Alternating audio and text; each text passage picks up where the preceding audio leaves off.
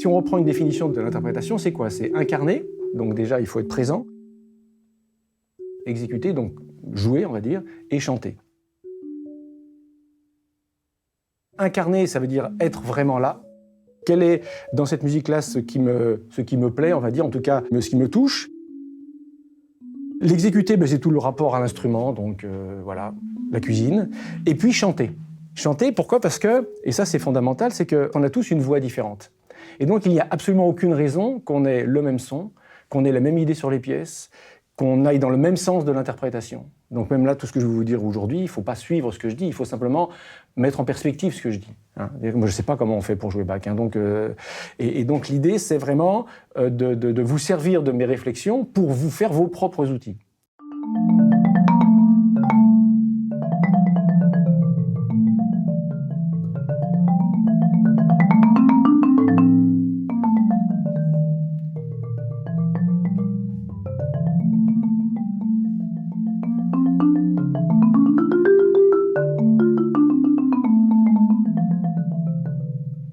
Bach, silence.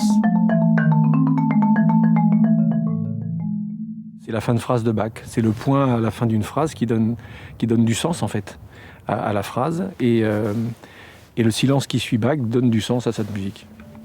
Et donc, il faut toujours jongler avec.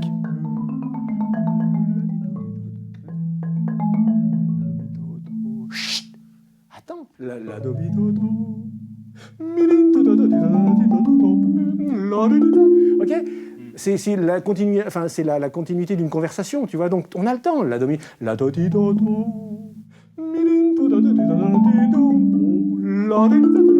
tu vois. Vraiment, il faut vraiment incarner ça. Et ça, Bach nous donne, il nous oblige à ça. Parce que sinon, si c'est pour, tu joues pas comme ça, tu vois. Mais si on fait vraiment ça, c'est bon au bout d'un moment, tu vois. C'est de la double croche, quoi, en gros. Et donc, si on respecte ça, en fait, c'est comment dirais-je, c'est l'écriture qui nous dit comment jouer. Non, l'écriture est une suggestion. Et même si c'est du Larman, du Stock, du Boulez, tout ce que vous voulez, ça suggère quelque chose. Après, le cadre, si c'est de la musique de chambre, de l'orchestre ou un ensemble orchestral, c'est différent parce qu'on a des contraintes différentes avec les autres, mais il s'agit vraiment bien de l'interpréter.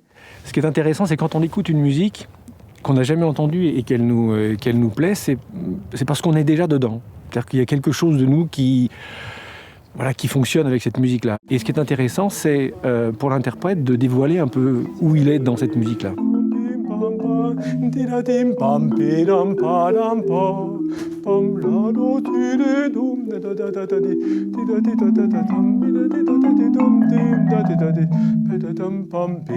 Sans trop charger. Et tu vois, regarde. Et le fait de se l'approprier comme ça, ce fameux truc va devenir beaucoup plus comme une ponctuation comme une autre, et pas une espèce d'annapurna. Tu vois ce que je veux dire? Pourquoi? Parce qu'avant, on est dans la suspension. Et finalement, la difficulté instrumentale prend souvent le pas sur une pensée d'interprétation. Continue, super. Là, on est... un truc comme ça. C'est toujours pareil, de toute façon. Enfin, c'est toujours pareil. Si seulement. Alors, sauf que, tu nous l'as déjà fait, le coup, là. Tu vois, donc, il va falloir trouver autre chose. D'accord? Donc, cherche, je sais rien. Laisse jouer.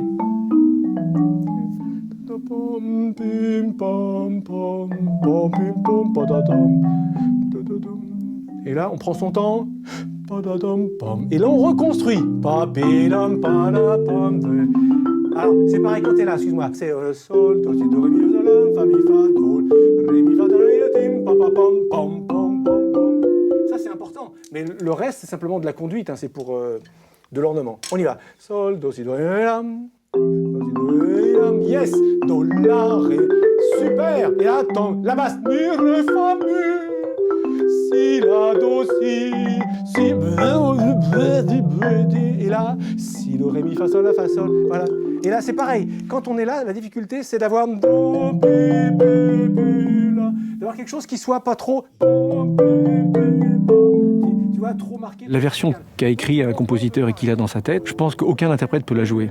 Par contre, s'en approprier des parties, essayer de comprendre, avancer, travailler dessus, et en proposer une lecture, ça, c'est notre boulot, en fait. Et la musique, cette musique-là est vivante parce que, justement, il n'y a pas de référence absolue. S'il y avait une réponse absolue, il y a longtemps qu'on aurait arrêté de jouer. Hein, parce qu'il faut faire ça comme ça, et on serait là, comme je disais tout à l'heure, dans la copie d'un modèle.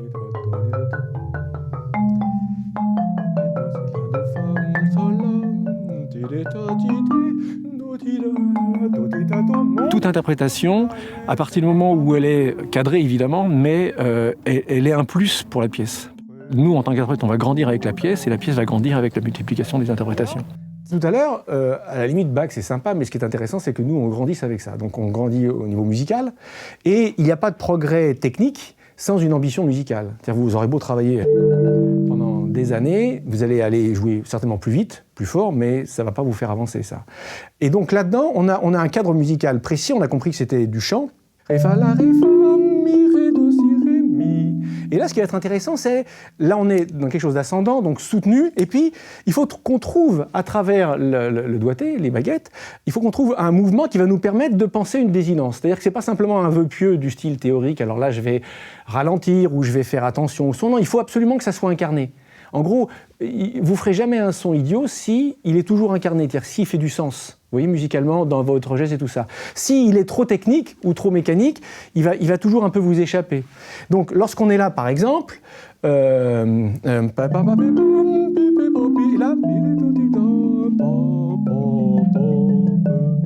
et donc, je vais m'obliger, parce que moi, ce qui m'intéresse, lorsqu'on est là, c'est mi, la, ré, do. Vous créez quelque chose, du son, on va dire, et après, vous n'arrêtez pas de le déconstruire tout doucement. Et donc, en essayant de tenir un peu cette énergie que vous avez développée au départ, vous la tenez, et puis, à la fin, il y a presque plus rien, mais en même temps, il y a encore du premier événement. Et ça, c'est génial de faire ça. Ça, en concert, c'est extraordinaire. Interprète. Passeur.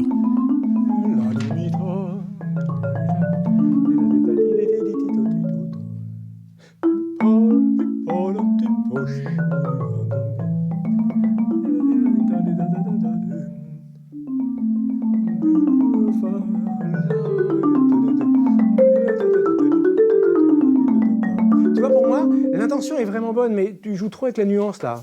Le phrasé suffit, ton phrasé suffit. Ça, en fait, le truc, c'est quand on veut souligner, on joue jamais tout seul, donc on joue toujours avec un espace. Et là, plus tu vas appuyer ici, en tout cas dans cette pièce-là, plus tu vas, au lieu de donner plus de son, ça va jouer plus fort, mais ça sera plus court. Le son sera plus court. Tu vois ce que je veux dire? Parce que plus on va jouer fort ici, ça va être de plus en plus sec. Encore une fois. Mi, la, do, mi, sol, la, si, do. Et tu vois, c'est pi, do, di, dam, pi, do, di, dam. Fais-moi une petite virgule.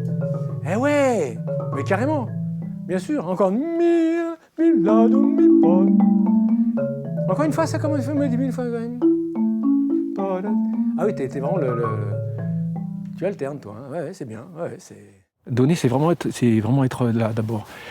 Parce que si on n'est pas là, on joue un jeu et donc on ne peut pas donner grand-chose. Donc c'est d'abord être là, avec tout ce que ça comporte de qualité, de défauts, de tout ce que vous voulez. Mais en tout cas, c'est un regard et on ne peut pas penser ce métier qui soit celui d'interprète ou d'enseignant sans cette dynamique-là. Alors donner, c'est un mot, parce qu'on parle de don, donc on est dans un truc un peu...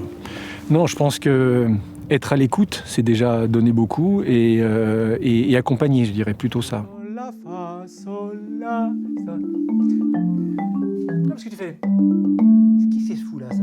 Ça n'existe pas, c'est sol, la, sol. Ça commence ici, tu vois, c'est sol, la, fa,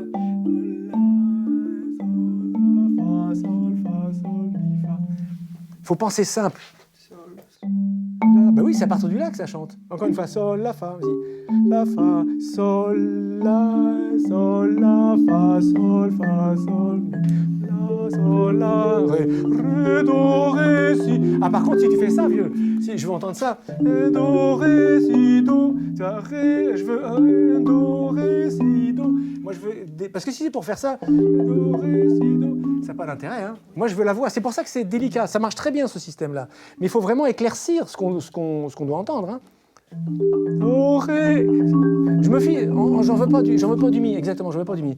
Ré, do, ré, si, do, do, mi, fa, sol, la. Non, c'est ça qui va passer. Quand tu es là, c'est fa, mi, fa, sol, la, si, la, sol, fa. On doit entendre ça. Fa, sol, la, si, la. Alors tu te débrouilles avec ton système, mais je veux entendre ça. Et c'est là où c'est là, vous voyez, où parfois l'instrument commande un peu. Parce que c'est super flatteur. Et puis tu joues super, donc on a un truc. Mais enfin, c'est super, là, c'est super, les rotations et tout, que du bonheur. Le problème, c'est que, en fait, on fait de la rotation, mais on a perdu le chant. Le respect d'un texte ou le contrôle d'un instrument, ce sont des fantasmes, ça. Respecter un texte, ça veut dire que si on respecte vraiment un texte au pied de la lettre, ça veut dire que on ne fait que ce qu'il y a d'écrit. Et donc, c'est raté, quoi. Et le fait de vouloir respecter un texte, ça voudrait dire qu'on figerait le texte à une époque, à un moment donné, en disant, voilà, la seule façon de le jouer, c'est de faire ça. Et donc, on n'est plus dans une conviction, on est dans une certitude. Et donc, ça va pas. Et le contrôle, c'est la même chose. On essaye de contrôler le mieux possible ou le moins mal possible, mais le fait qu'on ne soit pas en capacité à être absolument sûr fait qu'on reste fragile. Et donc s'il y a de la fragilité, il y a de l'accidentel, et s'il y a de l'accidentel, il y a de la musique. Vraiment, hein. Voilà, d'accord. Et sans l'appuyer. Donc, pense vraiment. Yom pilotadepom, yom pilotadepom. Vraiment, je réfléchis pas. Yom pilotadepom. Révérence. Encore, ouais. Voilà, maintenant tu remplaces les secondes et tu fais une petite rotation. Ok. Non. Allez, bah sinon c'est... On s'en fout. Vas-y, pense quatrième ici. Faut que tu... Encore. Voilà, mais ralentis, là tu fais attention, tu dis putain, faut pas que je tape à côté. On s'en fout. Si vous voulez jouer de ces instruments avec l'obsession de jamais taper à côté, il faut vraiment faire autre chose. Personne joue sans pain, ça n'existe pas, ça c'est un fantasme. Hein. Donc ce qui veut dire qu'il faut, c'est assumer ça et se dire, ben voilà. Et donc quand on a un choix à faire, c'est soit je fais les notes, soit je fais le mouvement. Et donc les deux, en gros, faire du mouvement, créer du mouvement, c'est lâcher quelque chose. C'est vraiment quelque chose que vous allez vous investir un peu plus. Ça ne sera jamais sur un concert parfait que les gens vont vous entendre. Et surtout sur un concert, les gens vont entendre une globalité, un souvenir de quelque chose. Ils ne vont pas entendre tout ce qui s'y est passé, ils vont être sur un mouvement, sur un moment. Et pour l'interprète, c'est ça, c'est d'être en capacité à pouvoir gérer ça, en fait.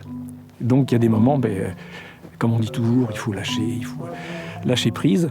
Tout le monde le dit, et c'est une exigence folle de faire ça. Il la cherche.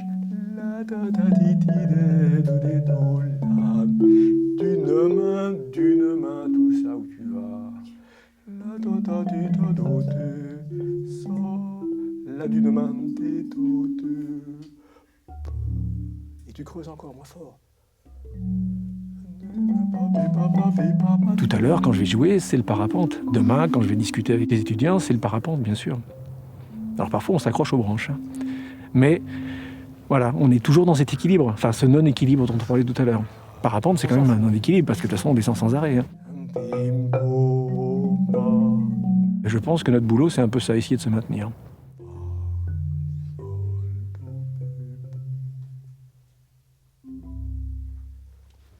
Merci jeune homme. Allez, il faut y aller.